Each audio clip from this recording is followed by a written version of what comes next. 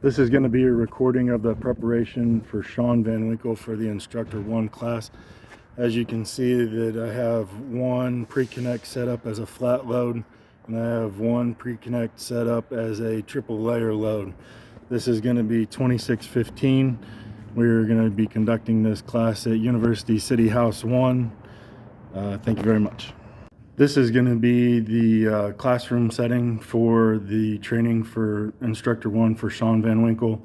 I apologize for the mess. University City had a flood, so the training room is not set up very cleanly, but this is going to be the classroom portion of the class. Alright, we're going to load the triple layer load. We have all four. We're going to do 200 feet. We got all four sections laid out. We're going to start with this darker bluer line. We're going to connect down here.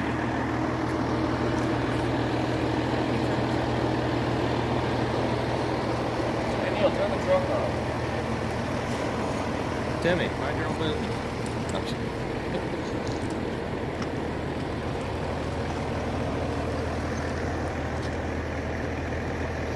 Okay, we're going to make sure that everything lays flat, back on top of itself.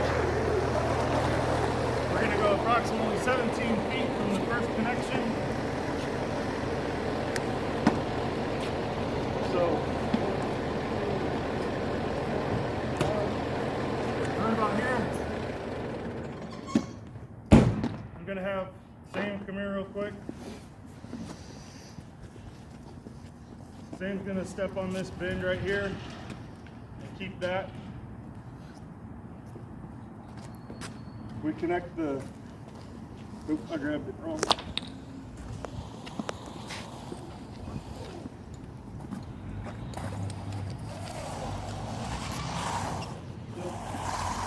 We're going to lay this right on top, keeping it flat.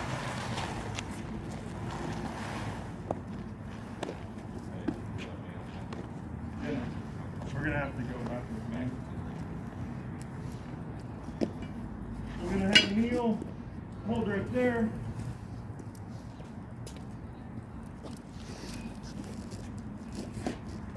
And then, Timmy, can you bring me that in?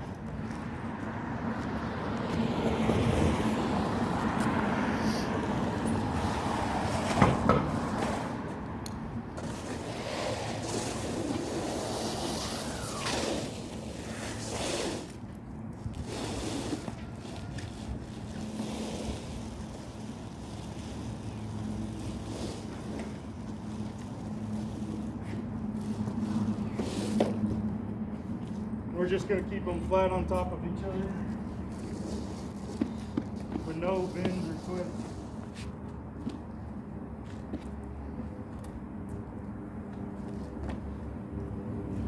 Okay, so we've got to do some fine tuning where you're going to get from the middle. And Neil, you're going to take the middle, give to the top.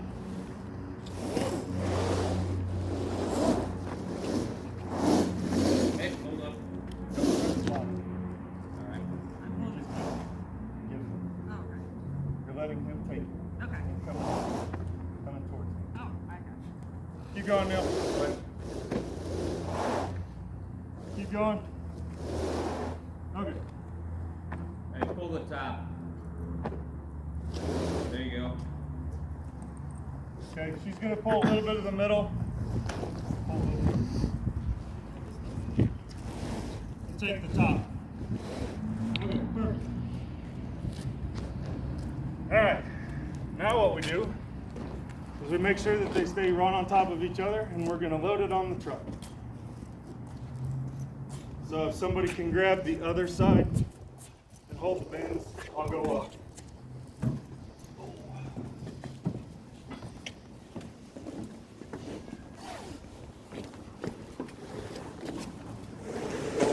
And then right now we're going to have the second person in line. They're going to make sure that the line stays in a triple and right on top of each other.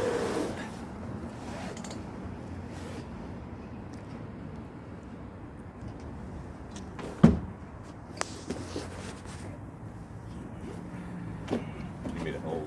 And then it's just basically a flat load. If you just hold this, I'll hold. Yep.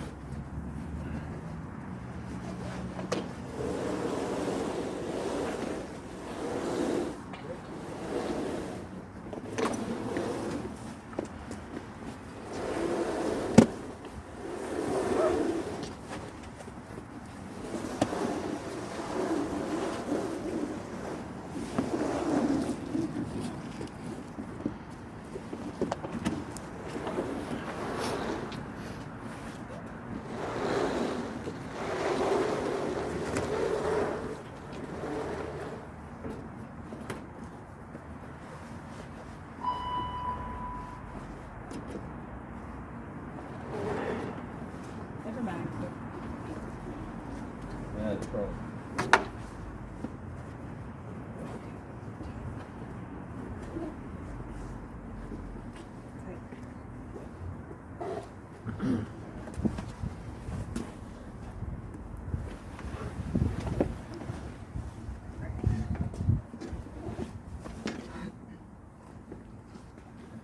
Okay, and then we have the nozzle right down there.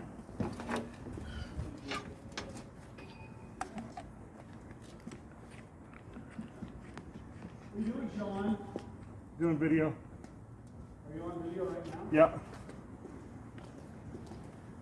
And then the excess is just going to come through the bale so it all comes off in one. It's Grant. Okay. Sweet. Okay. So now we're going to just do the flat load. This load's going to be just a regular 3-stack flat load with 2 rabbit ears on the middle section, and then on the last section that has the nozzle. It's easily pulled off with one arm through the 2 loops, and then you hold the nozzle with your other hand, walking, and then drop as you go. So, Tim, if you want to get on the other side again. Yeah. And somebody can hold here and hand me that first section.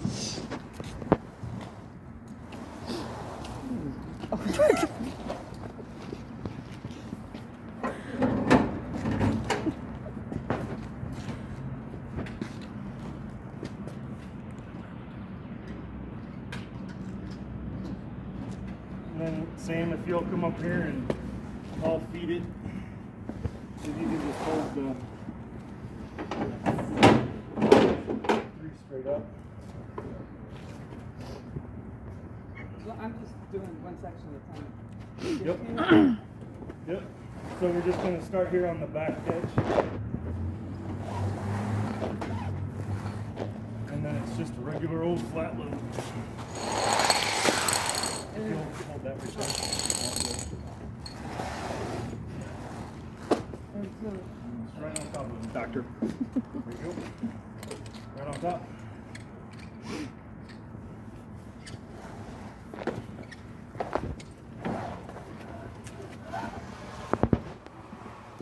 And we're going to do 6. Okay, so we're 3.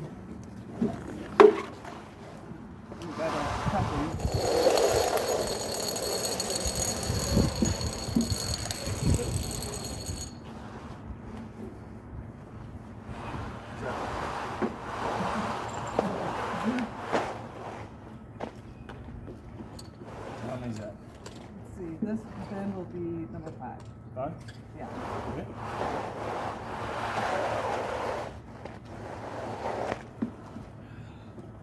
That's this one. Perfect. Now we'll go down to the next room.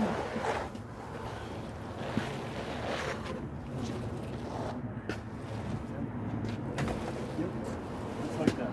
And then this one gets it right here.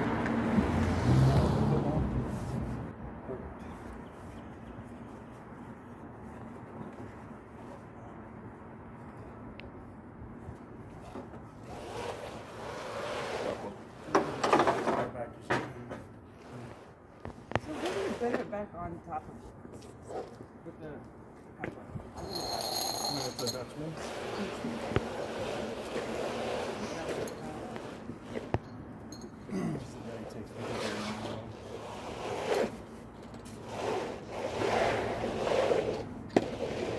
in there. Should be 4. Yeah, this is Okay. put them here. Then we'll do the 5th one here. And then take this one down. Coupling. So you're doing 6 and then this one 5? Bring it up. And then, yeah, just like that. Yep. With a rabbit ear. This is where you might do a Dutchman. Now do a rabbit ear.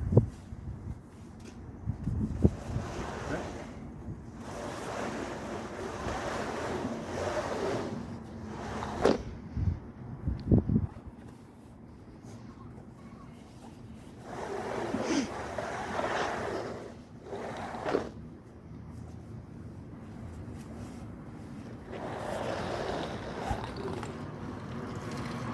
Okay.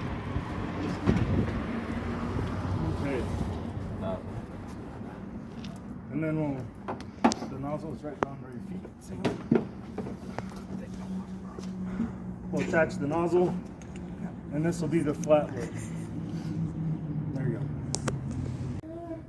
All right, everyone. All right, so we're gonna have a real quick class. It's hose streams and hose operations. All right, it's gonna be about an hour in here, and then we have some practical skills that we're gonna do with 2615. We have a flat load, we have a triple layer, we have a combination or a fog nozzle, and we have a smooth bore. Bathrooms are down this door that says exit, straight ahead. There's drinks just outside this door, and we're gonna get going. After this, we're gonna have a real quick test, and then I have some evaluation forms picked out. We're gonna go over all of that, all right? So real quick, we're gonna start here on lesson 2, or objective 2, and it's describing methods to deploy the fire hose. We're gonna start with, you have edge protection, LDH drainage. Everybody knows that this takes a little bit of finesse. Everybody has to work together. It's just so you don't so that the LDH doesn't have air and you can get more of it on your truck. These look really fancy. I don't know any department that really has the ability to waste the space for one of these things. That's pretty impressive. These things still take up a lot of space. If you lock the street well, if you work well with your police, this allows cars to drive over your line, so that if you have it crossing a main street, because that's where your hydrant was, you can now drive over it and you're not going to crush line or break line, especially if you have people who are relying on this water to do their job. Chafing blocks, everybody knows that when the water moves and starts and stops, the hoses will kind of rub. So with the amount of pressure that comes through some of these LDHs and things, if they're rubbing on a curb or they're rubbing on a street, just a little bit back and forth, and how many times you start and stop the water, there is a chance that you're gonna chafe a hole in the line. These are just different ways. This only works in North City, because that's the only place you find just random tires. Okay, so some of the different ways to secure line so that you can use it. This gentleman here, I would position the line a little bit different, but this is a way to keep track of the line behind you. All right, have a little bit more, use your body weight and not rely on your arms to hold on to the line. He's using the pistol grip, and he's got a hand on his nozzle like he's supposed to, but he doesn't have a whole lot out in front of him. Okay, he's relying a lot on his biceps to hold it up. Same with this. If you guys ever do bring the line up a ladder, you either need to make sure it's secure somehow, okay, or have enough of the line in the room that using it doesn't put pressure backwards. All right. So, obviously, what types of tools are used to deploy fire hose? Hose straps, hose rollers, sill hooks, or the chafing blocks. All right. Some of the hardware we use, hose appliances, they're gonna control the water flow, create pathways, okay, through the hose lights. So everybody's ball valves, where do you think we find the most ball valves? Gates. Gates. So usually in our bales, that's a ball valve, okay? It kind of, if you don't open it all, you know how they always say you open it all the way? That's so that you have no turbulence coming through. If you have it gated down, kind of, it creates turbulence and you get actually eddies on the backside, so you don't have the water flow that you're supposed to. Butterfly valves, where do you think we find those?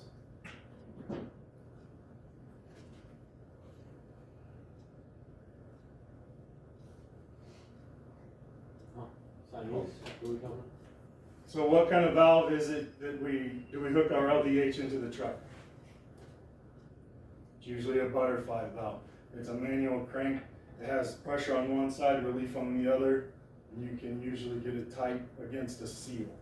Okay, a little bit bigger. Okay, it's a slow open, slow close, so you don't get water hammers, stuff like that. Clapper valves. This was a big one. Where do you think clapper valves are? FDCs.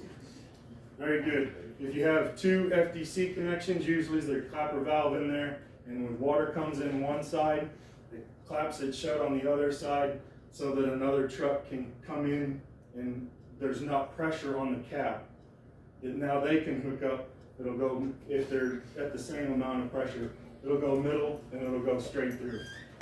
Gate valves, guys, those are the big ones, okay? Gate valves, those are a lot of pressure and it comes straight down. And those are usually for like big service lines, water service lines, all that kind of stuff. And those are the residential shutoffs. Okay. What's the difference between a Siamese and a gated Y? Very opposites. Correct. Water goes, the Siamese, 2 into 1, gated Y, 1 into 2. Okay? So Ys are used to, and those are where the clapper valves are at. So that gives you pressure from both sides, making more pressure on the back side of the valve. Hydrant valves, those are usually plunger valves. Okay? Like this, they'll have the pedo. Water thieves. Those water thieves usually allow you to use the residual pressure left over on a hydrant. All right? So that if you open the hydrant, this line can use so much, but if you want a water thief on it, you can get some of the extra. All right? So, sorry, I kind of jumped ahead. Ys and Siamese. Okay?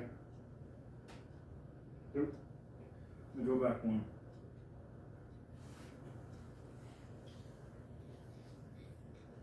That's what I was talking about with the water thief, how it steals. Okay? And then manifolds usually, I mean, you have a LDH water thief, that's big obviously. But the manifold is usually where, any kind of manifold is where you have something coming into a piece of apparatus and then it comes off at different places. That's kind of the definition of a manifold, all right? This would be, you're supplying one manifold and then you can draw off it at different locations. Okay. All of these are going to steal pressure, all right? But adapters, obviously, what would you use those for? Changing the size of closes. Either going up a size or you're coming down a size, okay? Elbows, those are so that you have a little bit more natural than you see the elbows usually on your 2.5 connections off the side of your truck. And the reason why is that there's enough water and enough weight that it'll start pulling on threads on the top side. So if you have an elbow, it puts it more in line, lets it sit more flat, believe it or not. Reducers, those are straight, you're coming from large to small. And then hose caps, those are pretty self-explanatory. What do you think 5 commonly used hose appliances are? Gated wire. Okay, reducers, Elbows. elbows, adapters, and we don't use them here, but a lot of places do use water thieves. They don't hook, their LDHs, they won't hook a straight LDH into a hydrant. They'll actually attach a water thief first, so that if they did ever need residual pressure off of that hydrant, they could get it. Because of Missouri American Water and then even St. Louis City, the infrastructure that we have set, it's so much easier for another truck to bring in another water supply than for us to make sure we steal from the one hydrant. Okay, forward lay. It's pretty much what we always do. Wrap the hydrant, drive to the fire. You're going forward to the incident, okay? Advantages,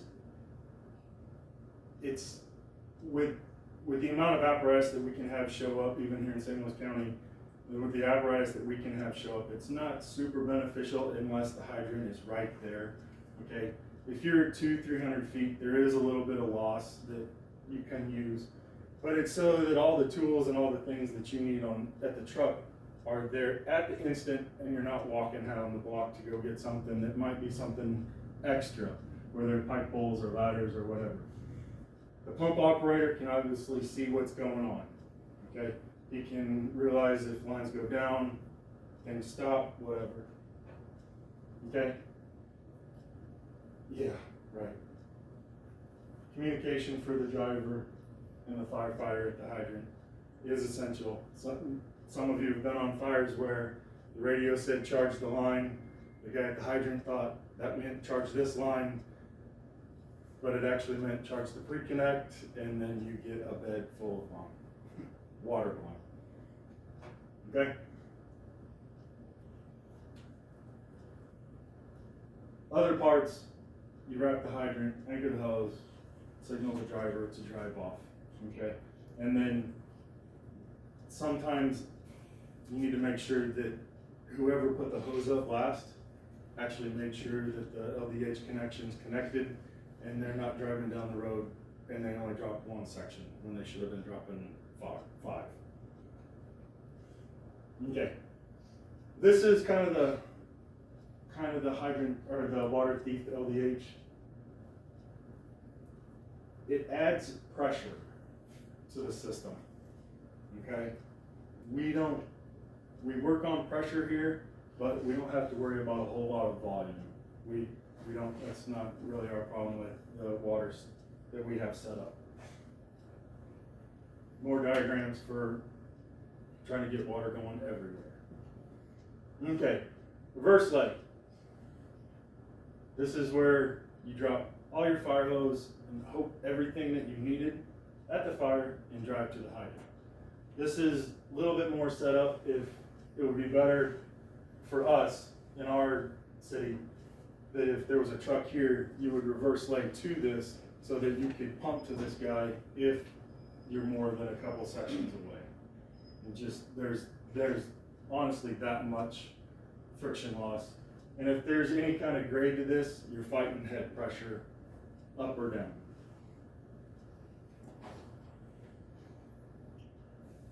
You can delay things because now you're dropping everything off and then driving there and trying to get everything set up. Now the operator has no idea if you lost your line, can't communicate to him. He's kind of going off gauges.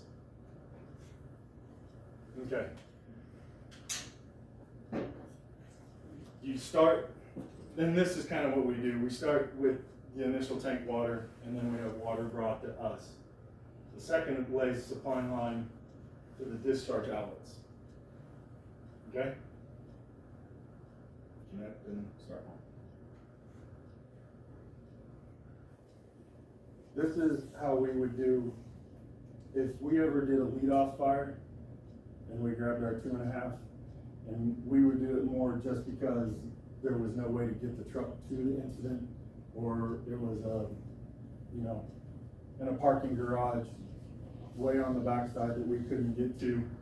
We would do this a little bit more to where we have our lead-off line set up with a gated Y, and then and 25 you guys can just grab the packs that are with it. 15 we have them, we use the high rise and all together just to make space. Anybody? One forward, one delay. There you go. So, what do you think a good situation for a forward leg would be? Just pass the hydrant on the way into the. You got a hydrant that's 100, 150 feet away. You're not losing any kind of pressure, you're not adding a lot of frictions. And then the reverse leg. Relay pumping, or where it's not necessarily reverse leg, but where we had a fire that's far away and we actually had to go take everything to it. Now reverse leg you drop and go, but this would be, you know, dragging everything back there. Okay, the truck, the guys on the line and the guy at the truck are not very close to each other geographically. Could be 300, 400, 500 feet away. Okay, here's what we're going to go over here in a little bit. One of our skills. All right, this is a Minuteman. All right, and this is the load that we typically have on 15. This one's just a little bit different. We have more of a triple layer load. All right, and you can see how he's got the bundle.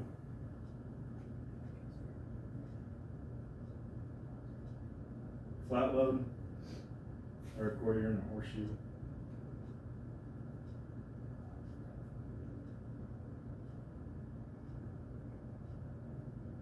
So, if we have a burst line, what do you think we should do? Who do you hope notices first? Driver. What do you think will happen to your pumps if you got a burst line?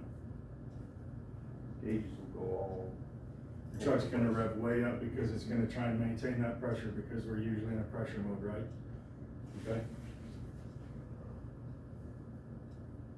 Replacing the burst line, it's a little bit harder. You usually need to shut everything down, then do it. I've seen the old hose clamps, and I don't even think they talk about them anymore. Those things were pretty dangerous.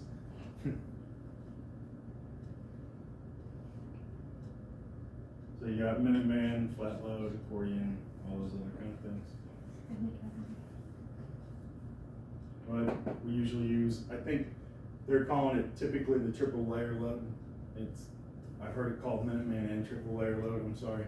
I think it's called the triple layer, or it's called a triple layer load. Okay, where one section brings off all three parts of it. Okay, now we're gonna describe some of the methods to advancing the hose lines. Okay. Flat surfaces, no obstacles, that's easy. Okay. Up and down stairs, that's gonna be hard, even if there's no water in it. If there's water in it, it's gonna take time. Like it says on church lines are easier, and we sometimes yes, sometimes no. Dragging lines, see how he's coming around this telephone pole? It's gonna just cause more friction. I don't know if it would be easier, depending on where he's going, if it would be to drag it straight and then walk this way. All right, so that you're not coming around this telephone pole, causing more friction. You always, if you guys are getting ready to go in the building, you're gonna have a charged line, okay? It is good to make sure that there's no kinks. It's also good to try and predict, if I drag this line the way it's sitting now, is it going to kink when I get 5 feet in the door? Because it's going like this, okay? A little bit easier to do that, obviously, with the smooth bore lines that we have. It's really easy to kink it. A little bit harder with the combination or the fog nozzles that it has, because it maintains a little bit higher pressure inside the system. So as it can do it, don't get me wrong, But so as it gets to its crease point, it'll usually sometimes flip itself. And you guys have seen trying to bring it into a room to where you bring it in and it ends up coiling. That's why it does that sometimes just to maintain its pressure. You always want to make sure that when you're advancing, you guys are on the same side. Okay?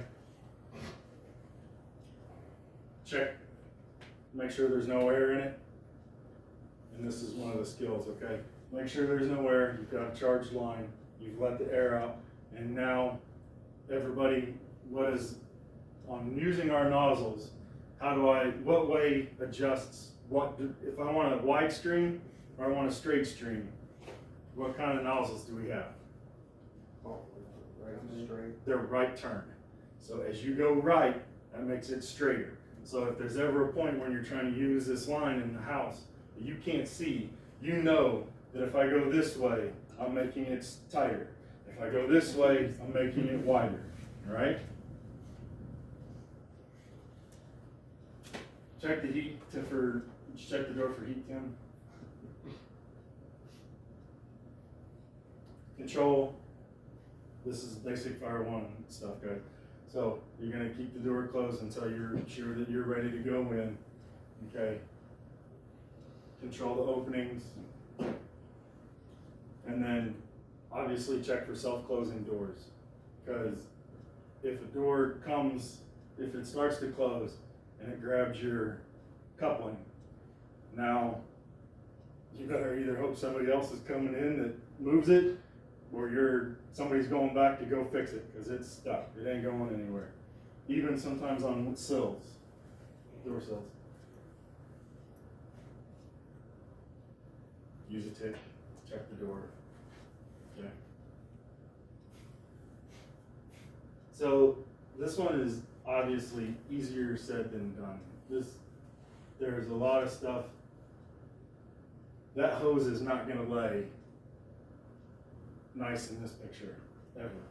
This is where the incident commander, in my opinion, needs to very clearly designate an attack well and then a rescue well. That way there's less doors. As soon as I open this door, now everything's charged. Okay, so unless it's a stairwell that has a pressurized stairwell that kicks in with the fire alarm system, everybody from that floor up who just went into that hallway is now a problem or a victim. Okay? I would designate, obviously, an attack stairwell and a rescue stairwell and try and work off that so that doors stay shut as best as possible. Okay? This is extremely hard. You see how there's 3 guys here? It'll probably take 6. All right? You're going to drag. This guy's going to keep dragging. There's going to have to be a guy dragging here. There's going to have to be a guy up here dragging. All right? And if you think about it, how long do you think this stairwell is? Probably 30 feet. The one fly, 10 feet typically in height, Right. but stretch it out, maybe 15. So you've got 30 up and down. Is that 30 right there going to get you to the room that you got to go to? You know what I mean? It's going to need a lot more line right here than is just randomly put in a picture. And then it says right here, this is what I'm talking about, we need 6. You're going to need any turn, any pull point, you're going to need an extra guy.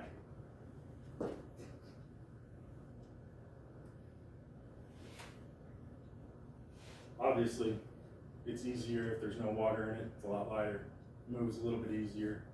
Still trips you up, and then all it does, and the other really good thing that it does kind of negatively, is that now you're able to pull up a bunch of line really nice and easy and set it in the stairwell, and then it charges, and it has no room to go anywhere, and it will kink. Okay?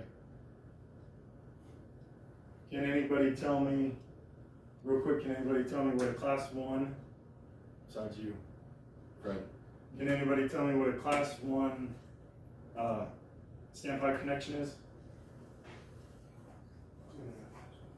Okay. What's a class 2? standpipe connection? 2.5 with a inch and a quarter, or inch and a half. Nope. Just an inch. It's usually just an inch. It's just an inch and 3/4. And it used to have all those fire hoses that were connected to it. Okay. Type class 3 is solid coupled. And they'll have the fire hoses on top, and then you have another pipe. And typically, the ones that I've seen, there's a 2.5 inch connection at the bottom. Okay. Now, doesn't have to be a closet like that. The type 1s that you have in the stairwells that has the 2.5 inch connection, that's still a class 1 connection, okay? Because it's a 2.5 inch. All right.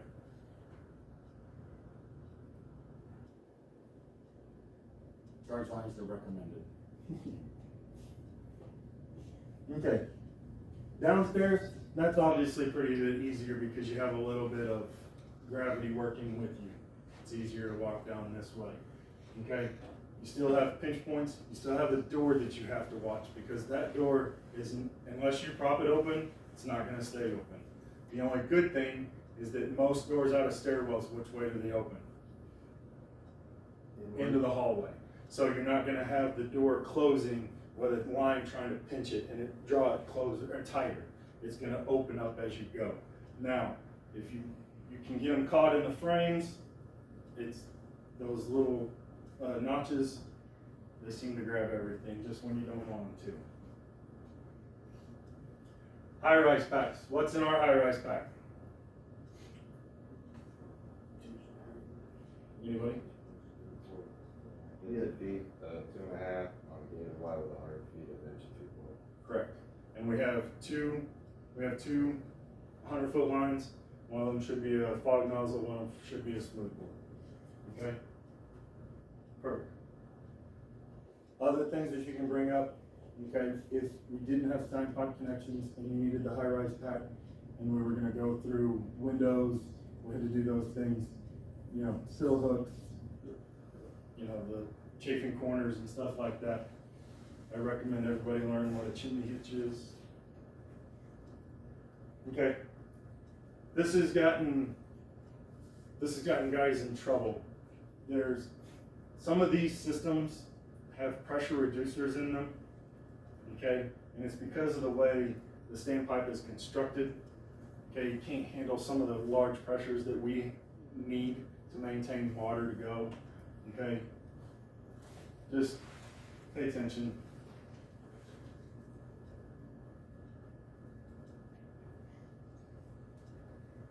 So you can see the mess that they have going on. So they connected in the stairwell at the floor below. Okay, they have hose going downstairs, hose going upstairs, and 2 hose going across. You'd never be able to walk in that hallway. Well, also, wouldn't it be causing friction loss by going down and then back up? Yeah, and you're fighting all kinds of gravity. Okay? And one of those lines somewhere kinked. Or it's laying on top of another one and one group can't move. And they're asking somebody to let up on the line. Okay? This is, you're improvising a standpipe, okay? And the amount of pressure that you would need to do this with an 1 3/4 line would be amazing. 2.5 would even be even better. I read a report, it was from the 80s, I think, and it was a building in Philadelphia. They ended up just letting it burn itself out. They actually ended up giving up. But they had been there so long that they had taken 5-inch out of every truck, and they had ran 5-inch up a stairwell because the standpipe failed. And they went to, I'm not trying to exaggerate, but I think it was like the 20th floor. And they ran 5-inch all the way up the 20th floor to try and make it a standpipe. And it still didn't work. You cannot force that much pressure that high and to use it properly. So they actually ended up just letting from like 20 to 25 just burn. They just gave up. and it eventually burned out. And that's kind of talks about a type 2 building, to where the content, like 701, the contents of that building is the only thing that's going to really burn, all right? It's going to take a lot to make that building, well, maybe not that building, but it's going to take a lot for a normal type 2 building to come down.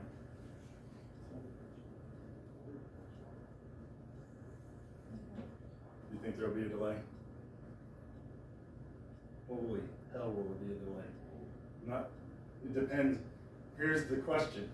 Do you think that you would go to the top and try and work down? Or do you think you would start adding from the bottom and keep leapfrogging? What would be easiest? All of it probably, Depends on where the stairwell is. There's no right answer. Just what do you think? There's The an other open, question if it's is, an open stairwell, you just get up there. so we have 200 feet of 1 3/4 pre-connect, right? Say we needed 250 feet. Is it going to be easier to shut the line down, add the 50 feet to the truck, and go the extra 50 feet? Or is it going to be easier to shut the line down, take the 50 feet to the end? I think that's The truck, yeah. should be less time consuming. It'd be less time consuming, but now you got to drag 200 feet through where you went, instead of just adding it to the end and going to where you need to go. It's just a thought question, manpower issues, all the different things that you think you can do.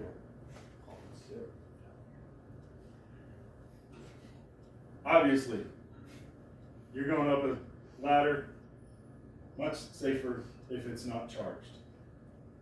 Okay? Be very easy. There's enough pressure in these lines that if this isn't healed right, or you don't have the right angle, you can do a Monty Python where you just shoot yourself over. All right? So I would recommend that if you, I'm not saying that that one looks pretty tight to the building, but you know, the old running a ladder, I might make that one just a little bit angled, a little bit more. Okay?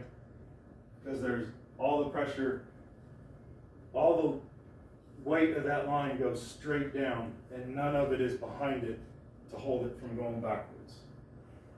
And I might start this one out on a fog, a little bit bigger of a fog, if there's nobody in there. Now, obviously, there's somebody in this one, and they're trying to move line through and in because they have those abilities. Rope tools, when that charges, if he's on a 24 and he's fully extended, the weight of him holding at the tip, it's going to be pretty hard for him to continue holding that with all the weight coming down. Don't ever exceed the weight capacity. What is the general safety margin in all of the equipment that we have? One person with fly. One person is generally, or your number one is the weight of what they think is on the end. And that's generally, they use 300 pounds. Some of us fill it out a lot faster than others. Okay, so generally, the safety ratio to most of our rescue ropes, most of our ladders, everything is usually 15 to 1. Okay? What do you think the difference is? Water. Weight. Water. So close. Okay. We're going to talk about the different times of hose strings and the hose and the nozzles. Okay. We've been going for almost 30. Does anybody need a break? No, sir. Okay. We'll keep going. All right. Big thing with the fog and then the smooth bore, you're going to have all these different factors that play into it. And believe it or not, I know Cage went kind of crazy with some of the smooth bores, but there is very clear uses for the smooth bores. They're a very effective firefighting tool in right situations. Okay, but then again, fog nozzles are very beneficial in other certain situations, okay? So obviously the velocity of the water. Smoothbore, it can shoot hundreds of gallons of water. Hundreds of gallons of water, all right? I hope we have enough water. Usually not a problem with us, maybe sometimes it is, okay? The flow rate, gravity, believe it or not, gravity works on bigger things, and sometimes better, more than little things, even though gravity works on everything, but it's easier to get something small to go a lot farther than something big, if you're adding the same amount of pressure to it. Okay. Nozzle design and adjustment, condition of the nozzle. What's the big thing that everybody should be checking on their fog nozzles? When you look at your fog nozzle in the morning, what's the one thing that you should be noticing? Gallon said it's clean. Making sure the orifice is clean. Close. Close. So what does a fog nozzle do? Fog nozzle has a fan just outside the orifice opening, and when that water comes through that fan, through the velocity, starts spinning and cutting the water. So it looks like a straight stream, but it's actually all these little drops just cut up, just one in another. Okay? So that's one of the things that I would check. If you got too many of those teeth missing, all you're going to be doing is shooting a very bad stream that isn't going to absorb heat. Okay? I don't know much about air friction. Wind, I don't know, maybe. Okay. Water does what in the fire tetrahedron? Moves. There's actually no such thing as cooling. It's just the removal of heat. We just call it cooling. Okay. Sorry.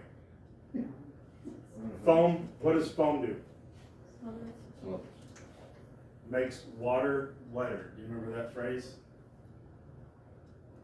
No. Yeah. Okay. What it does is it makes water wetter. And in that phrase, what it does is that it breaks down the surface tension of a droplet of water so that when it hits something, it makes it absorb in even better. Okay. We can take 2 seconds to hear who that is. What is that? All speed is. Oh, thank you. Okay. So the hose streams, they can be used to reduce the temperature of the upper gas layer. Okay, that's kind of for our protection. That's for our protection. How does a room flash? What does it mean when, technically, if they say a room flashes, what actually happens? Everything. So even the carbon monoxide and the products inside the smoke, they've gotten to a temperature that now everything is on fire. Okay? So that is, if we reduce that gas layer, now there's a whole bunch of tactics that you could talk about. If you're in a hallway and you shoot water down this hallway and there's not very many rooms for that steam to go, where do you think that steam's coming? Right back down the hallway that you just shot down. Okay? So there's different ways to do it. If you can keep the water on there long enough, it can create a barrier, okay? Most of the time, that takes a minute to get it to not cause the water to evaporate off. So, in the hose streams, obviously, they've got different patterns, different nozzles, different control valves, okay? And then the things that will affect the hose stream. Bigger is not always better unless it's something that requires a lot of water. Besides Metal X, or a true Metal X, which is a very expensive extinguisher, what's the second most, or the second way to put out a metal fire? Copious amounts of water. Copious amounts of water. So do you think you want to fuck around with, think you want to screw around with a Rewind. yeah. You think you want to screw around with if you've got a metal knuckle going or a metal engine block head, you think you want to mess around with a 1-inch booster line? Think we got, if it's really going, I mean like if it's really popping off, you think we got enough water in our truck? No. I don't think so either. Okay. Besides the nozzle opening, obviously, that's going to affect how much water comes out. Stream reach. Okay. Smooth bore, pretty simple. Gives you a solid stream of water.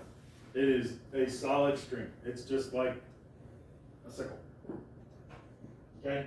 You can get a straight stream and a fog stream. Okay? The breakover point, I think, is usually about 30 degrees when you're talking.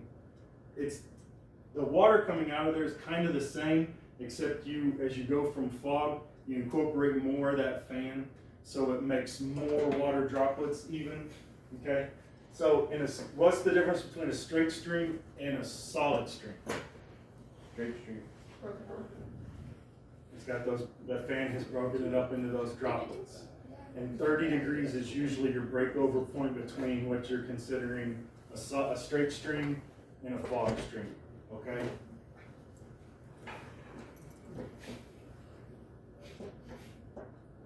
This is giving you the definition of what they're considering fog and solid, and I've always called them combinations because you can do, I don't know if it's an old term, but you can do a fog and a solid or a straight stream, okay? What's the number one reason we use water? It's readily available. It's already paid for. Relatively inexpensive. Okay? It does absorb a lot of really good heat, but by absorbing a lot of heat, what does it also do? It can ruin a lot of other stuff. So if we're trying to save life and property, if we have to use a lot of water on a hot fire, we've also probably destroyed a lot of other things in the house that, it's part of our job, part of, what you need to think of, okay? I think there's another slide, but before you guys get to read it, 1 drop of water expands how many times into steam? 15,000? 1,700. 1,500. Yep. 1 0. Okay. Steam is really good. I'm sure, I hope some of you, if you have a one-room burnout and you can see a mattress or something partially on fire in a room, and you spray your fog nozzle in there for about 10 seconds, move it around a little bit, shut the door, you can wait 30 seconds to a minute, open the door back up, and everything's out. The steam will absorb everything, okay? Obviously, if there's a lot more fire, you might need more water, but okay.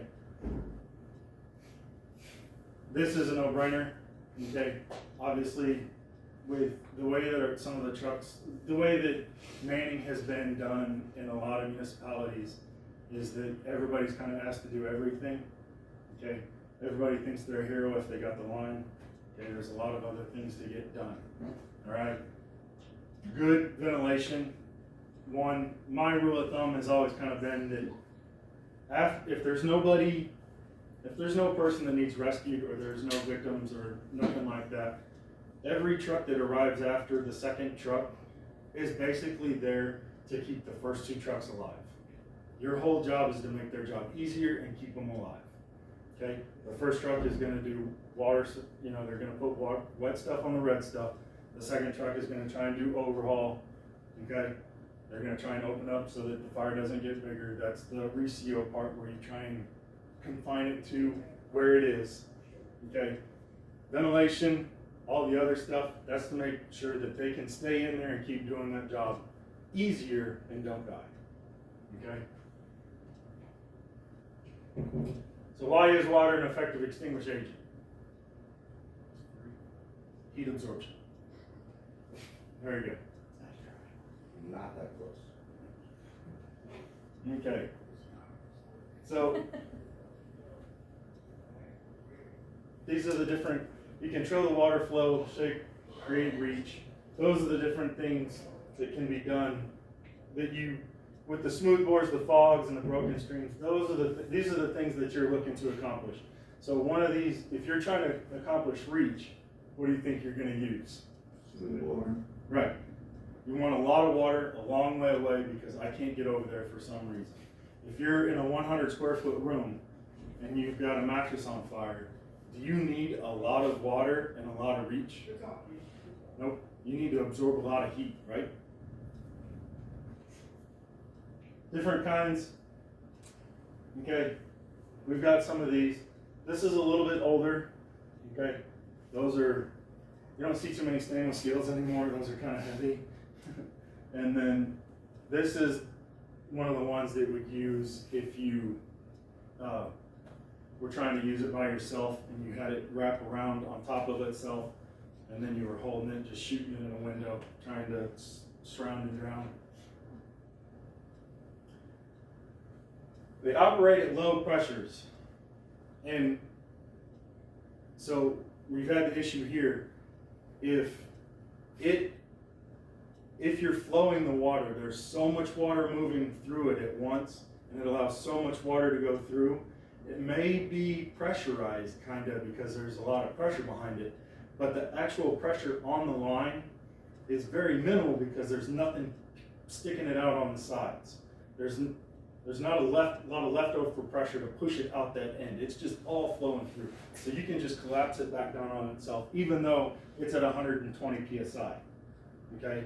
All that psi is being used to push water forward, not maintain your hose. Okay?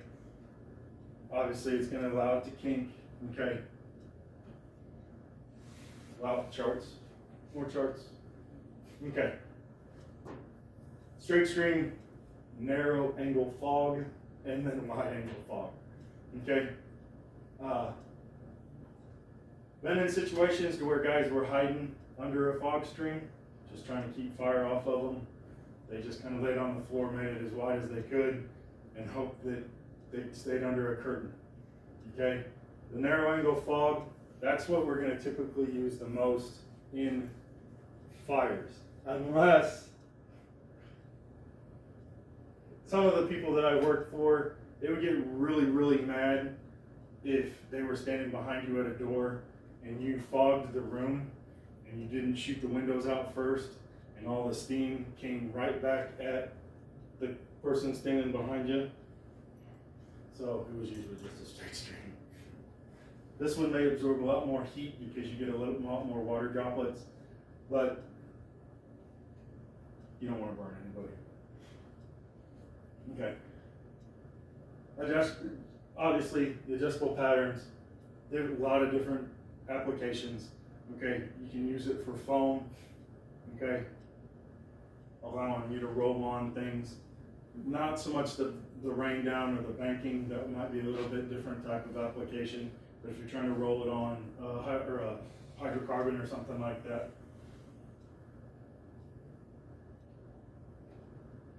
Okay, different kinds of fog nozzles.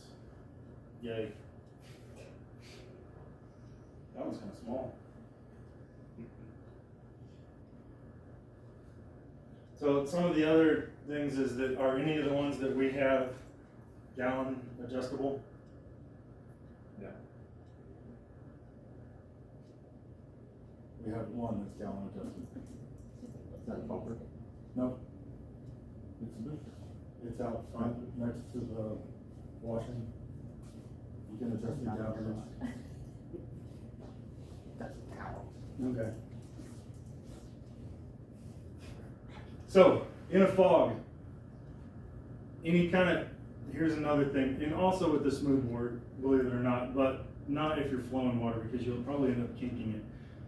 If you're going full bore and then all of a sudden you turn and now the hose goes like this and you don't have any of the hose behind you, it can push you over. Okay, it can be hard to hang on. if you can get it to turn, it can knock you off. If you're not paying attention, it can actually push you over. Or, I'm sure everybody's done this, if you're in a wider fog and then all of a sudden you go to a straight stream and you're not hanging on with this other hand, it can push you a little bit back because there wasn't a lot of pressure, now all the pressure. Okay? So it's some things to keep an eye on.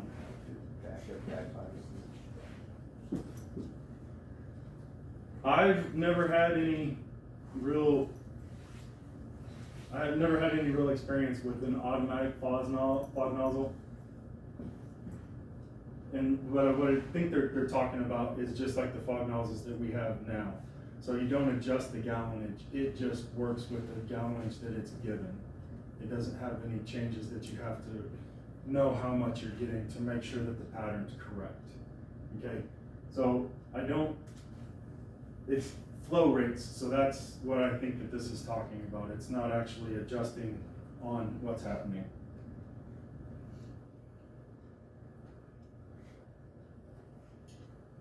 What is, can anybody tell me on our fog nozzles, what are the numbers on the tip? I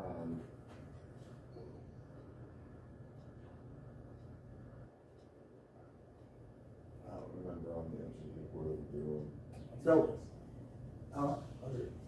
nope, No, it's like it's 125 gallons, it's 125 gallons at 75 PSI. So, with normal stuff, what's the PSI that we have to have the truck set at? 100. 5 for every line, 5 for every 1 3/4, 5 for the appliance, right? Okay. The smooth bores that we have, they're actually operated around 110, 120. Okay, that's your pressure at the truck. Otherwise, they almost will, unless you have them perfectly straight, they'll kink on themselves. It's easy to be in an attic and have somebody turn around and shoot you with it. Wow. Okay, piercing nozzles. These are kind of cool. Can anybody think of where these are used the most? Car fire.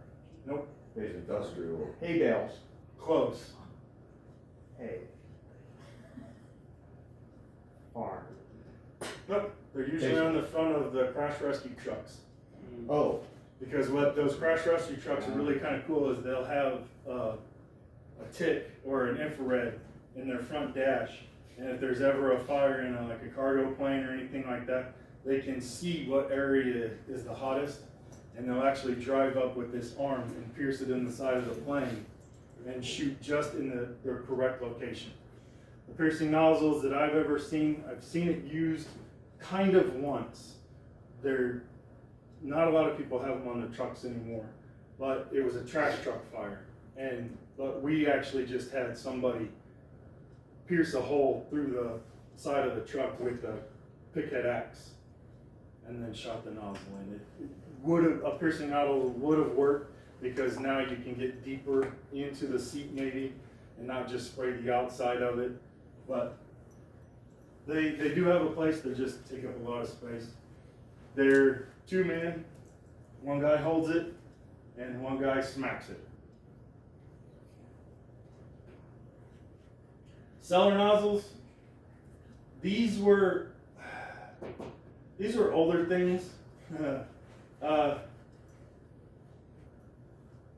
a basement fire that you can't get down the steps are gone, whatever the case may be. Puncture, smash a hole through the floor where you think the seat of the fire is, and then you put it down. What we would probably end up doing is that we would just drop the line down there and try and move it around as much as you can with a fog. But these were good at shooting water completely horizontal, okay? So that you covered the whole room. You just didn't try and shoot just this one little spot from the ceiling. You were actually at the ceiling and you could shoot it all the way across up in the gas layer, okay? One of the kind of downsides is if the fire's bad enough that you can't get down there, and now you make a hole and it gets some air, what do you think's gonna start coming out of that hole? A lot of really hot smoke and a really possibly fire, okay?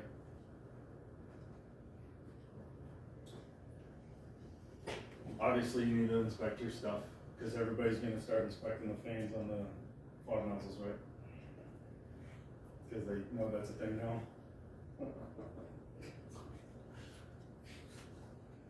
Don't work on it unless you know what you're doing. Swivel gaskets, okay, if it's leaking, you don't want leaks, obviously. Make sure that the gaskets inside are good, all that other kind of stuff. External damage, make sure the bail works.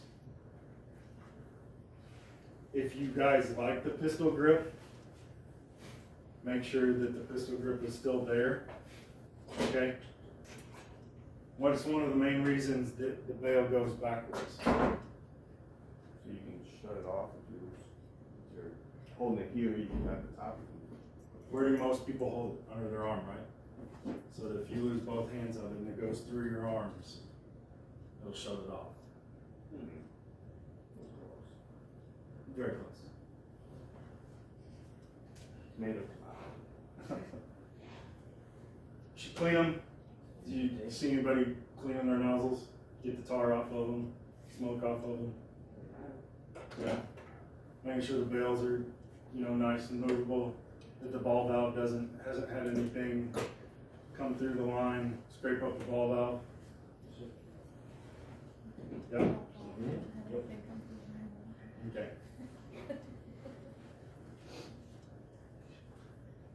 So what's the big difference between a smoothbore and a fog stream? What was the main difference? Pattern, adjustability. The fact that one is just a solid stream of water and one is actually a bunch of cut up droplets, right? Okay. Add a hose line to a smooth bore without shutting it down. Okay. These are the nozzles, obviously. If you have the adjustable one, it technically, even if you do gate your nozzle down, you didn't mess up with the flow because the nozzle itself is designed to handle that disturbance. Okay, I would never recommend it. Open it, use it. If you need less pressure, tell somebody you need less pressure. I would never restrict how much water you have. Open and close it slowly. And then, why do we need to open and close it slowly? Water hammer. Right. Wait for that the whole time? Yeah. Where's the relief valve? Right. On the knob? Can you turn on the knob? If you have an attack line, pre-connect, and you slam it shut, and there's enough to cause the relief valve to pop, where is the relief valve in the system? This truck? No. It's near the. Right, it's the valve on the truck. That's what I said. Oh, I'm sorry. Yeah. What was that? Oh, did I miss one? I'm sorry. Okay, so obviously a ball valve, this is representing a hole, okay? It slides, makes the hole straight, okay? The problem with some of the adjustable flow ones is that this part right here is sticking up right here. One, it restricts the amount of water that can come out, but now you make an eddy right here. So now the water is actually going backwards on itself and it's messing up the ability to make the pattern you want, okay? Okay, slide valves, see these? Some of the older stainless steel ones were like this, they were slide valves, okay? What do you think one of the bigger problems with these slide valves are? Gas. Oh, the gas. If I'm using it in a fire, what do you think one of the bigger problems was?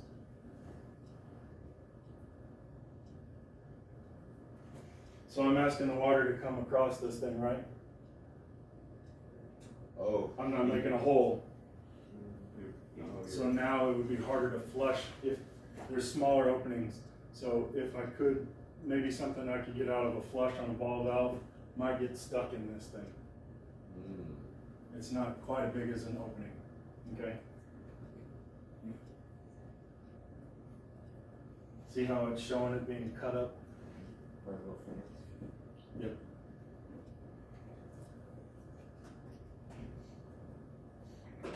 We've kind of gone over this. Okay. So, string flow rates, master string, hand lines, low volume. All right. So 1 3/4, 2.5, and then this is obviously a manned monitor. Here, called the master string. We would have a monitor set up. Okay.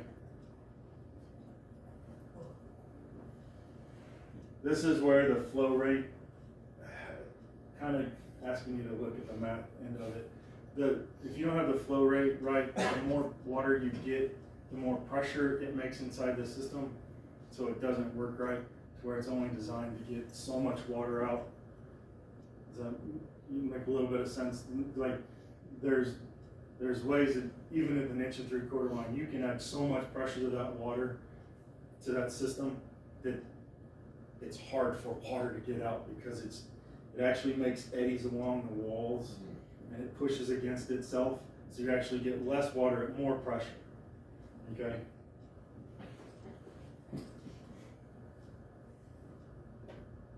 It's kind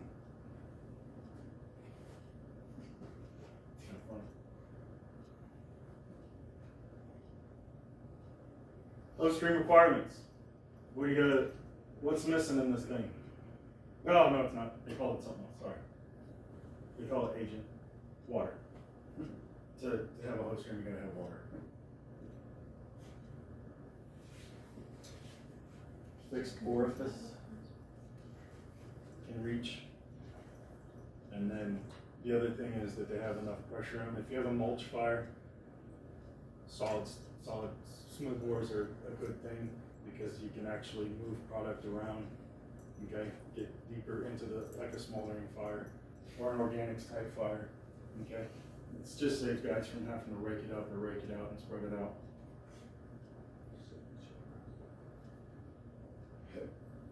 It says it can be affected by gravity. Probably not any more than anything else, because gravity always works. Okay. Friction with the air and wind, I think that it actually has better abilities to go through wind and the friction in the air than a fog, because it's not a bunch of droplets. Okay. Large amounts quality.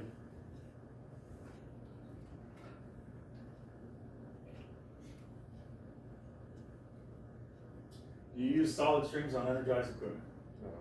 Nope. Do you guys, everybody remember the Ameren test, where they actually had a line that wouldn't short out, and I think it was 120 or 240, and before, with the broken stream fog nozzles in the street, it actually was able to get almost 6 to 10 inches away before they felt charge back on the line, because it just didn't have it has amperage behind it, but it doesn't have the ability to jump all those drops back to you at distances. Okay. Solid streams, 100% can come right up that line. Okay. But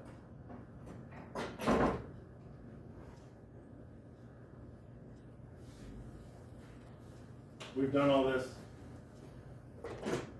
The big thing that you need to worry about on solid streams is its breakover point. Okay, that's when just gravity has taken effect of it, and it starts breaking up the solid part. So if you're trying to get a solid stream, it's not going to work as well.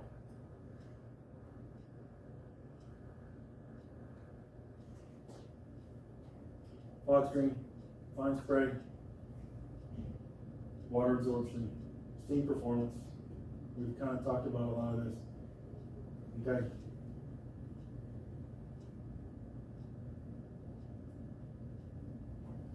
Be very careful. It can be used to cool hot gas layers and hot surfaces, but when it turns to steam, just remember where that steam's got to go, and pay attention to how you're applying it.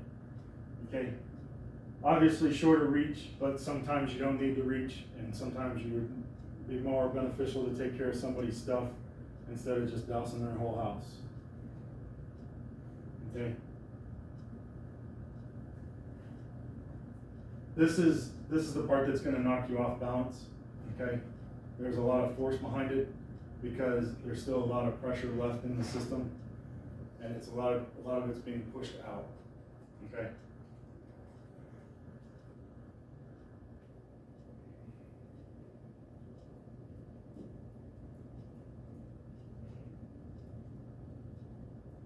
Broken strings, that's the stellar nozzle type stuff, that not going in one direction.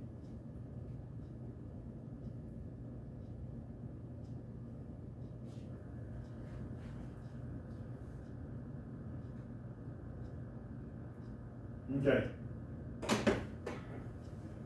think we've covered that, haven't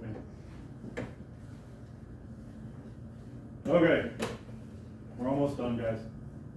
One firefighter method. See how he's got a hose strap? Okay.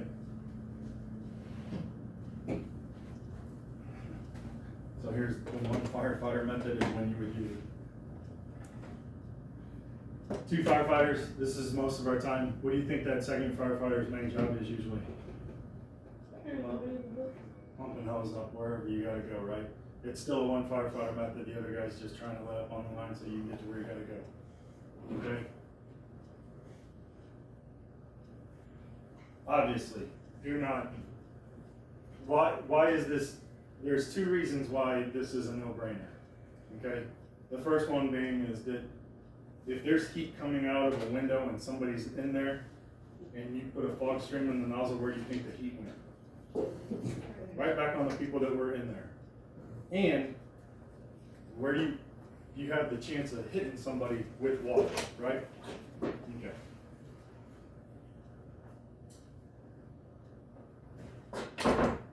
See how this is what I was talking about, had that two-handed thing. You actually wrap it around itself, sit on it, and now you got one guy who can handle a lot more line, a lot more pressure, a lot more water. You're usually sitting there though, so that's a surround and drown. You're sitting there shooting water in a window. So you guys trying to use a 2.5 inch. Okay. What is the thing that I tell you that you can be replaced by? A hose stick.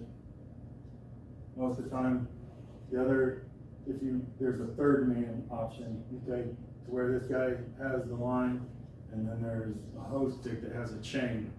You put the chain around the hose, and then the hose stick sits in the hip of the two other firefighters, and they just hold it with their hip, and they take all the pressure, and that guy has about another 2 feet, 3 feet maybe, and he can stand up there and move. You're not moving a lot, but he can move it in some patterns.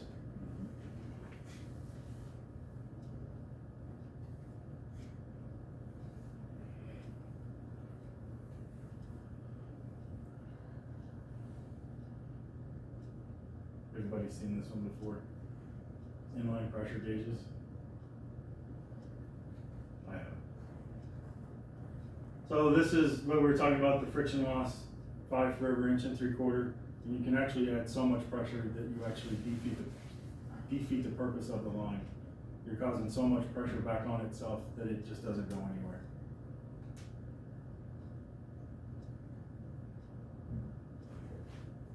Grade, above grade, you're fighting gravity now, so there's head pressure. Even though it's kind of angled sideways and all these other kind of things, it's still an issue. Water hammers. We have, some of you guys remember maybe older trucks where actually set the pressure relief valve. All trucks now have internal pressure relief valves that are right off the pump. Okay, and we also have a second one so that our truck doesn't get a water hammer, and that's on the intakes at the bottom. You'll see them. There's a little wheel that tells you what your pressure is at. The biggest thing that we can probably the only time that we're ever gonna really cause a water hammer, to cause a problem, and we did this testing one day, is that you shut off the hydrant too fast. We actually broke a water line over my tubes. Broke a main.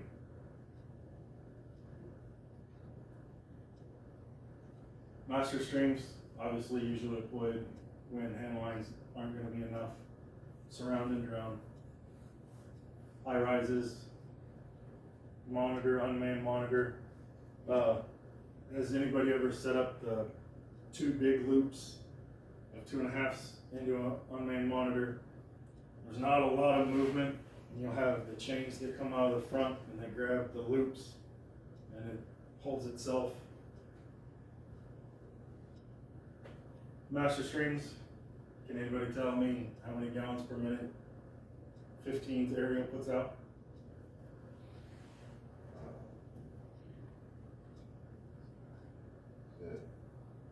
The pump, it's the same as the pump rating. 1500. It's a 1500 combination nozzle, okay? Your guys' is, I'm sure, has the ability to put out even more 25s. Probably. I'm pretty sure. Yes. You add, how much weight is 1 gallon of water? 8 pounds. So if I'm putting 1,500 gallons a minute into a structure and it's sitting on the floor, how heavy is the floor now?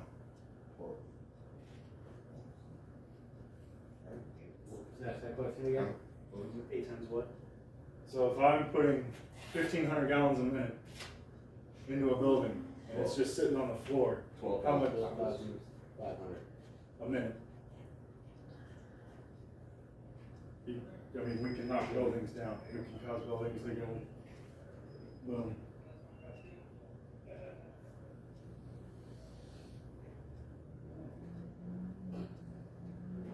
Okay.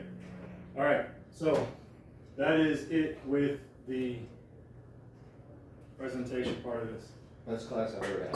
Yep. All right. So real quick, everybody. Like I said, we've got a quick test to take. All right. I have some evaluations up here also.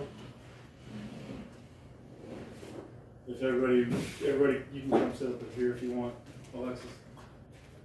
There, we'll go over it, all this other stuff, okay? And then after the test and after the evaluations, we're going to have everyone, we're gonna perform some skills, okay?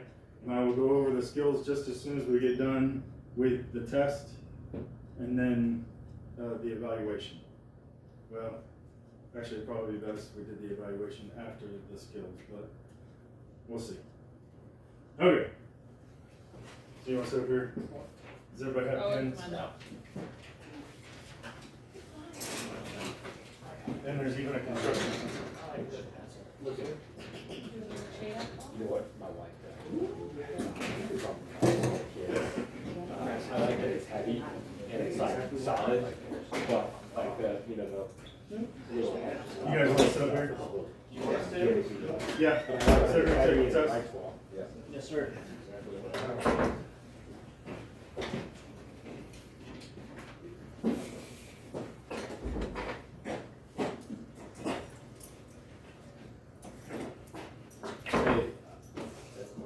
Hmm?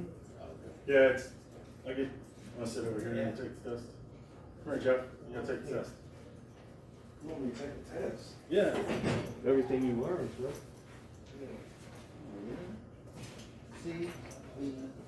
See, you know. What's the date, sir? It's the 17th. Is that still recording, dude?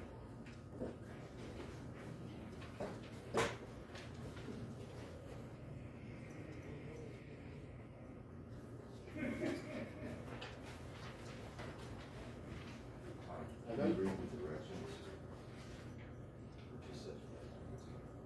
Yeah, I like to do Hey, you're supposed to be taking the test by yourself. I like to do it. I thought you said the minute man trip, whatever.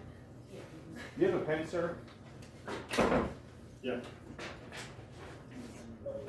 Here, you two. Scoot up this way so you're in the camera.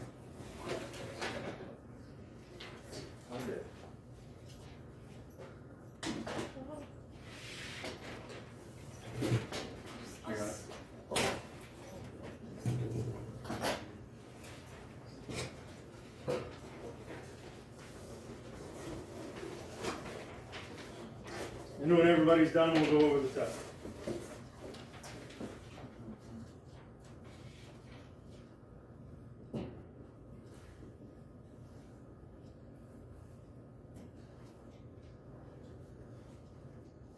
It's firefighter 1.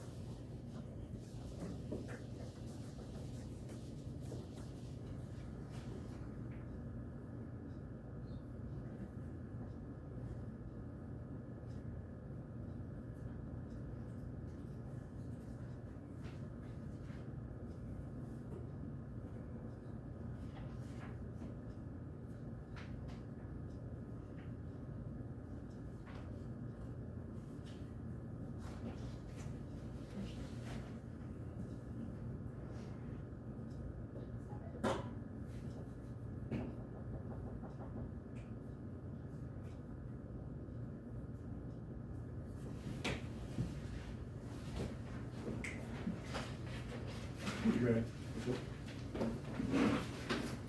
We're ready? Yeah. All right. Let's try it. Grade your own test. All right. What piece of equipment provides a more secure means to handle charged hose lines when applying water? B. B. Hose. Correct. Number 2. In a forward lay, the hose is deployed. D. D. Correct. From the water source to the incident scene. 3. When using the Minuteman load, the hose D. should deploy with fewer kinks and bends than other loads. 4. Which method is used to quickly and easily advance charged hose lines at ground level? A. A. Working line drive. 5. Advancing an uncharged hose line down a flight of stairs is only recommended when A. the fire is minor or not present. Very good. 6. In which situation would a standpipe need to be improvised by stretching a hose line up an interior stairwell or up the side of a building? D. D. Correct. An earthquake renders the existing standpipe inoperable. Or a Boeing 747 lands on Delmar. When would a single firefighter be assigned to operate an attack hose line? C. Correct. Fire in a trash pile. 8. When 2 firefighters are operating a small hose line, the backup firefighter should be positioned B. B. On the same side of the hose as the nozzle firefighter. 9. When using a fog nozzle, as the fog pattern widens, the C. correct nozzle reaction decreases and makes the nozzle easier to handle. 10. What causes water hammer? D. D, closing the nozzle suddenly. Very good.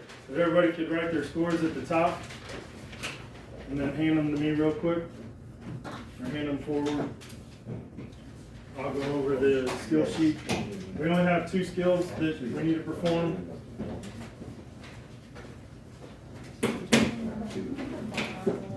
Thank you.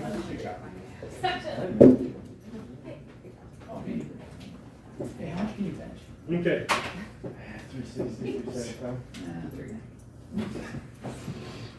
So here's the first skill sheet that we're going to do. And all we're going to do is we're going to have you guys deploy a flat hose method with a flat line. Okay. And what we've got 5 criteria on this. Okay. 1, puts an arm through the longer loop or the longer pull loop and grabs the shorter pull loop with the same hand. The way we've got it set up outside is that there's 2 loops, but you can see which one has the nozzle. Okay. 2, grabs the nozzle with the opposite hand and drapes over the shoulder. 3, pulls the hose load from the bed using the pull loops by facing away from the apparatus and walking towards the area designated by the instructor. Now we're doing it out here and we've got 200 feet of line. So we're going to actually go one way and then we're going to kind of come back another way. All right. So 4, after deploying the nozzle to the designated area, checks to make sure all hose was pulled from the hose bed. Okay, so that's the point when you stop and turn and have the other, okay? And then 5, walks the length of hose adjusting to ensure that the hose is free of kinks. Okay, so that's on the flat load. On the triple load, it's basically the same, except you don't have the loops. You're gonna grab the section that it has the nozzle, okay? And then there's the part through the bail. You're gonna do the exact same thing. You're gonna put that fold over your shoulder. You're going to walk away from the truck, facing away from the apparatus to the designated area. You're going to pull the hose completely out of the bed, all right? Then you're going to drop the one part, take the nozzle, okay, make sure there's no kinks, walk it and spread it, make sure there's no kinks, okay? Make sure it all came off. All right. The second skill is that we're going to do a 1 firefighter method for handling a hose line. It's going to be a combination nozzle. Okay, you're going to position the hose that you have approximately 10 feet behind you that's straight. You're going to grab the hose facing the object that we need with your feet positioned in a form of solid base. Holds the hose line with one hand behind the nozzle or the grip, and then you have one hand on at the end of your nozzle to adjust your string. Okay. Then we're just going to do the 2 fire method. What's the big thing that we need to remember on the 2 firefighter method? Same side. Same side. Perfect. And that the other person is how far behind them? Right on there. But I think it's a leg or meter. And No, arms length. American terms? Arms length. Some arms are longer than other arms. Okay, so everyone please take a break. Take a 5-minute break. We will need full PPE for this.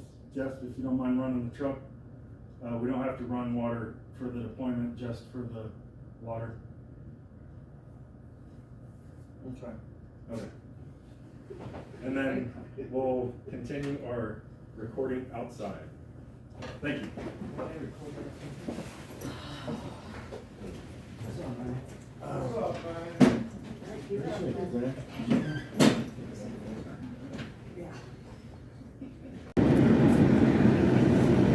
Go ahead and put your gloves on, full PPE.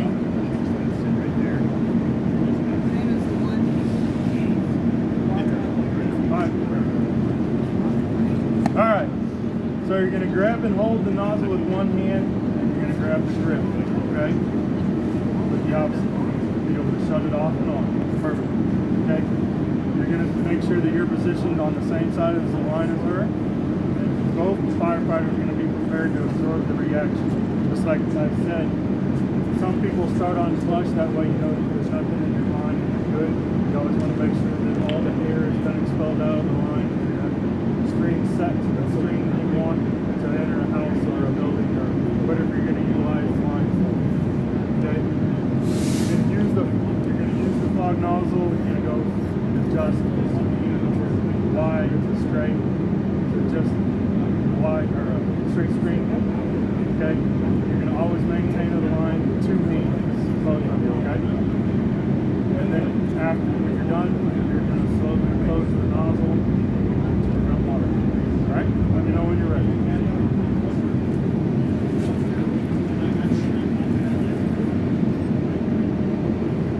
remember, you're going to always be about an arm length away from it.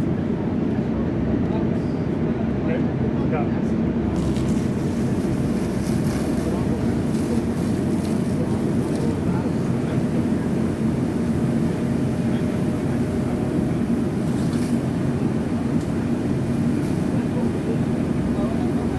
Just adjust it a little bit. See the differences go wide? Even wider. Feel the difference?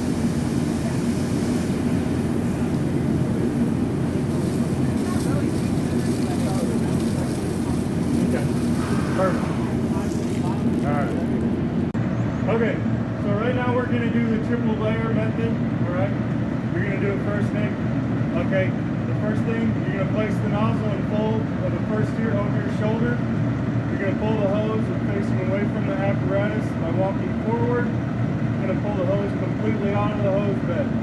You're going to drop the fold from the end of your shoulder when it's all clear. Okay? And then you're going to make sure that it's all entangled. More than likely, your destination area is going to be right there by the do not enter zone. Okay? So, full PPE, you're all good. You can go whenever you want.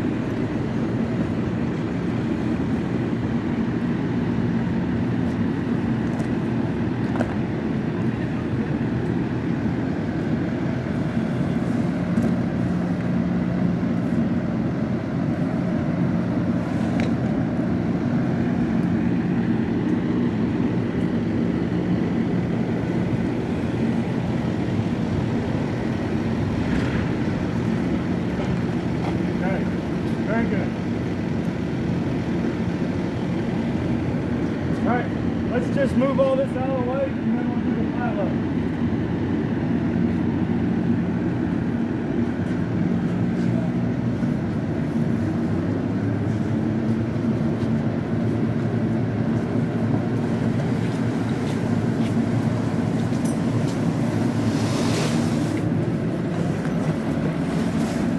Okay, so ready.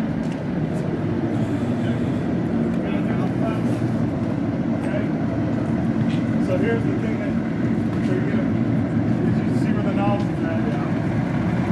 Okay. The nozzle's on this side. Okay, so you're gonna put one arm through this one, and then this one.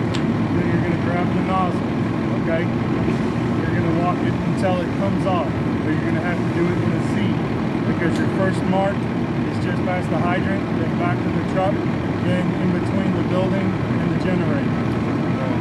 Yep. Okay. So the one thing you need to remember that you get it all off the truck. You make sure that you walk it all out. Then you drop it and you drag and make sure, and then you're going to come back and make sure it's all on pink. Okay? Alright. Alright, go for it.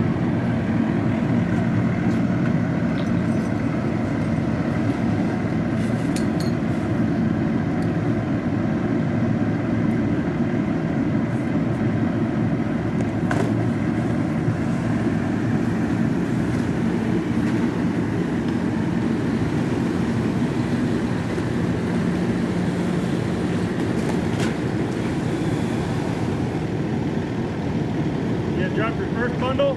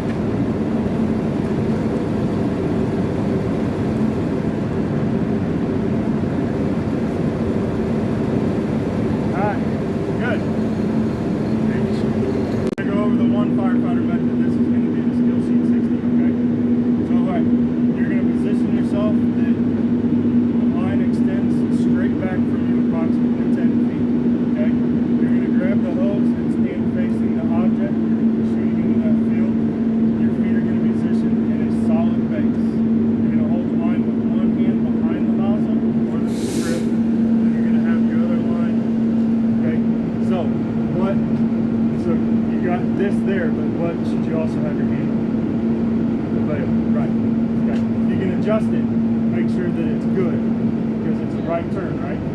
So do you want it, are you going to get the most pressure if you have it all the way straight stream, or are you going to have it to where you can adjust it if you bring it back a little bit? I would bring it back just a little bit, and that way you're not going to get the full hammer, okay?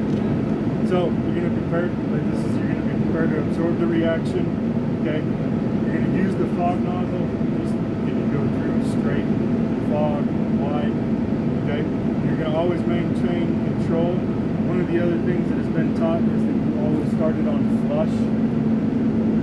That way, now you might get wet and it's kind of chilly, but you always start it on flush if you're going in the house. That way you have the line flushed and it's all good. Okay, so that's up to you.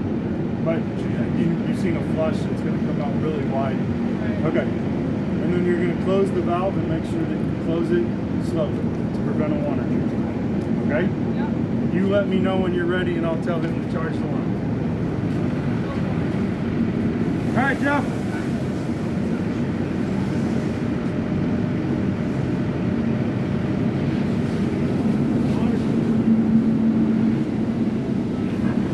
See if Freddie did a good job getting all your things out.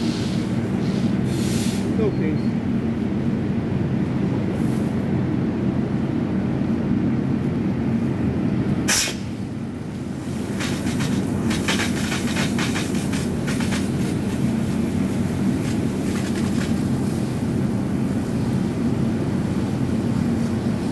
So if you were going into a fire, you would want to make sure that you got all the air out, everything was ready to go, you had the pattern that you were going to look for, okay?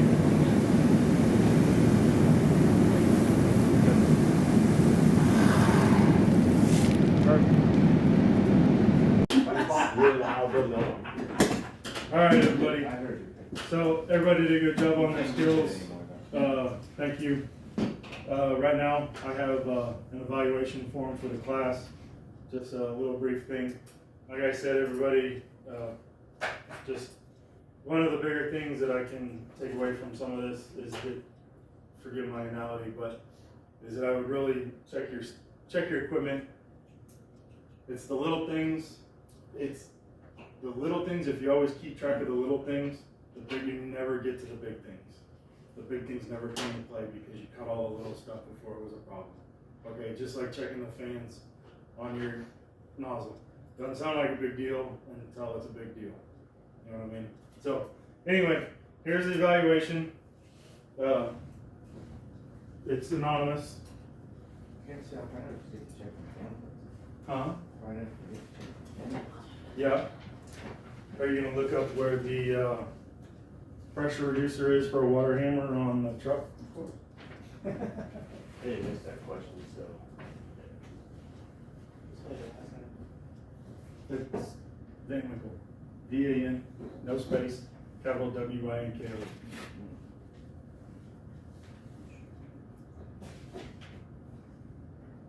Do we have evaluations coming up soon?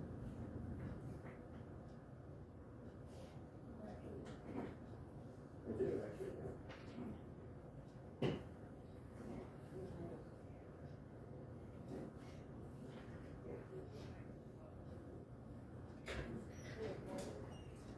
Yep.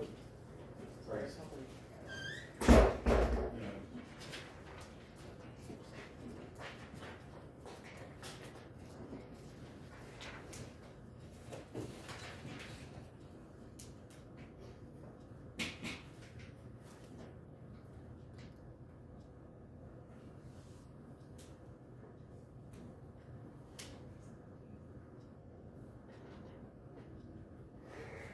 I just want thunderous.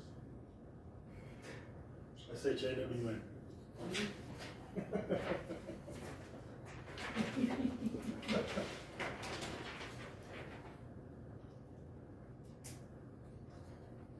How many VanWinkles am I gonna run into in Holland, Michigan? A lot. I don't know. That would be really cool.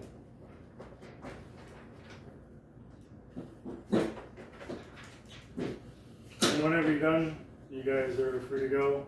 I appreciate this a whole bunch. Thank you very much. Thank you, sir.